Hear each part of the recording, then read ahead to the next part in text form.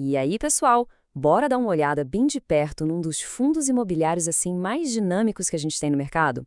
Tô falando do Manat Hedge Fund, o famoso Mana 11. E para fazer essa análise, a gente vai usar o relatório gerencial que acabou de sair do forno, tá? Ele traz os dados de setembro de 2025 e foi publicado agora em outubro. Pensa que é o raio-x mais recente do fundo, mostrando tudo o que rolou no mês e o que a gestão está pensando lá para frente. Então, nosso papo aqui vai ser bem direto. Primeiro, a gente faz um raio-x do Mana 11 para entender quem ele é. Depois, a gente mergulha nos resultados do mês. Na sequência, vamos fuçar o portfólio para ver onde o dinheiro está investido. E para fechar, vamos entender o que está na cabeça do gestor. Ok, vamos começar do começo. Afinal, qual é a do Mana 11? O que define esse fundo? O objetivo do Mana 11, como a gente vê aqui, é investir em CRIs em outros fundos imobiliários. Mas o que define ele como um hedge fund é justamente a liberdade que ele tem. Ele pode navegar por diferentes estratégias, inclusive entrar em projetos de incorporação. Essa versatilidade, essa capacidade de buscar as melhores oportunidades em várias frentes do mercado imobiliário, que é a grande sacada do fundo. Muito bem, agora vamos para a parte que todo mundo adora, os números. Como é que foi a performance do fundo agora em setembro? Vamos ver. O fundo pagou 11 centavos por cota. E olha, esse é um número que a gestão vem mantendo com uma consistência bem legal, o que é, vamos combinar, super importante para quem busca aquela renda pingando na conta todo mês, né? E o que esses 11 centavos significam na prática? Bom, com base no preço da cota no fim do mês, isso dá um dividend yield anualizado de 15,7%. É um retorno bem parrudo para o cenário atual, e vale sempre lembrar, isento de imposto de renda para pessoa física. Agora, olha que interessante esse dado. O fundo está sendo negociado na bolsa com um desconto de 3,6% em relação ao valor patrimonial dele. Traduzindo, o preço da cota no mercado está mais barato do que o valor teórico dos ativos que o fundo tem lá dentro. A própria gestão aponta isso como uma possível janela de oportunidade. Vamos dar uma olhada no fluxo financeiro, então.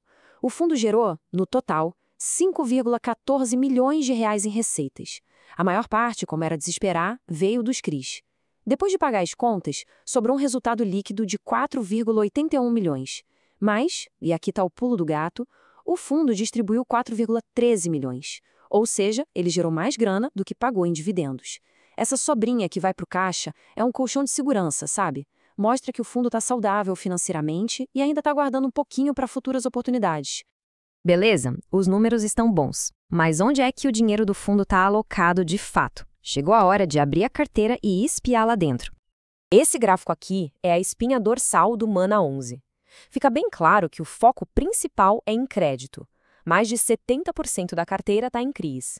O resto do dinheiro se divide taticamente entre cotas de outros FIIs, alguns projetos de incorporação e uma pequena parcela ali em caixa e ações. E sobre essa carteira de crédito tem um ponto que é simplesmente crucial. Segundo o gestor, 100% das operações estão em dia. É isso mesmo, inadimplência zero. Num cenário econômico que ainda pede cautela, ter uma carteira de crédito limpinha, sem nenhum calote, é uma notícia fantástica e diz muito sobre a qualidade do trabalho de análise de risco que eles fazem. E como esses CRIs se dividem? A tabela mostra que mais da metade da carteira está ligada na inflação, no IPCA, e quase um terço está atrelado à taxa de juros, o CDI. Isso mostra uma estratégia de equilíbrio bem inteligente. Uma parte protege o capital contra a inflação, enquanto a outra se beneficia do cenário de juros buscando um bom retorno nos dois mundos. E naquela fatia que o fundo investe em outros FIIs, a gente vê que a lógica se repete. Quase metade do dinheiro está em fundos de papel, ou seja, fundos de recebíveis. Isso reforça o foco e a especialidade da casa em crédito. O resto está ali para diversificar o risco em setores como shoppings e renda urbana. A parte de incorporação do fundo é muito bacana de entender. Ele não é o incorporador que constrói o prédio, não. Ele investe através de uma estrutura que se chama equity preferencialista. Isso quer dizer, de forma bem simples, que o Mana 11 é o primeiro da fila para receber o dinheiro de volta. O incorporador só vai ver o lucro dele depois que o fundo já recebeu todo o capital investido e mais a rentabilidade que foi combinada. É uma baita camada de proteção para o investidor. E essa estratégia tem dado muito certo, viu? O relatório mostra o sucesso dos projetos. O caso mais impressionante é o Gran Pulse, lá em Jundiaí. Eles venderam 99% da primeira fase em só 4 meses. Uma velocidade de vendas que foi muito, mas muito acima do esperado. Isso mostra que a escolha dos projetos e dos parceiros foi certeira. E para fechar, vamos ouvir quem está no comando do barco. O que pensa a equipe de gestão? Qual é a estratégia deles daqui para frente? A mensagem que o gestor passa é de um otimismo com o pé no chão. Eles acreditam que o fundo está preparado para achar boas oportunidades por aí, mas, ao mesmo tempo, mantém a cautela por causa do cenário econômico geral, que ainda inspira cuidados.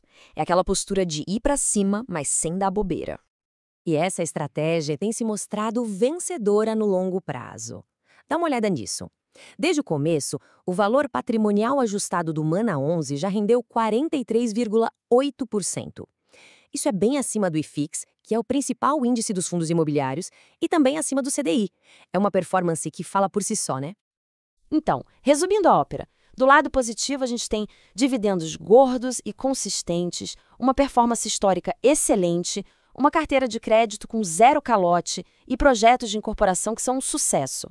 O ponto de atenção principal, que pode ser uma oportunidade, é o fundo estar negociando com desconto. E, claro, a necessidade de ter cautela por causa da economia. E olhando para o futuro, a gestão tem um bom histórico de cumprir o que promete. Eles entregaram a projeção de dividendos do terceiro trimestre e estão mantendo a mesma previsão para o quarto trimestre. A expectativa é distribuir algo entre 10 e 12 centavos por cota. Isso passa uma confiança bem grande na capacidade do portfólio de continuar gerando resultado. Isso tudo nos deixa com aquela pulga atrás da orelha, né? Pensa comigo. De um lado, a gente tem um fundo super redondinho, com fundamentos sólidos, inadimplência zerada, performance histórica batendo os concorrentes. E do outro, o mercado está vendendo ele com desconto, mais barato do que ele teoricamente vale. A grande questão que esse relatório deixa no ar é exatamente essa. Será que essa diferença entre a qualidade que a gente vê na operação e o preço que a gente vê na bolsa é uma baita oportunidade que está aí na mesa?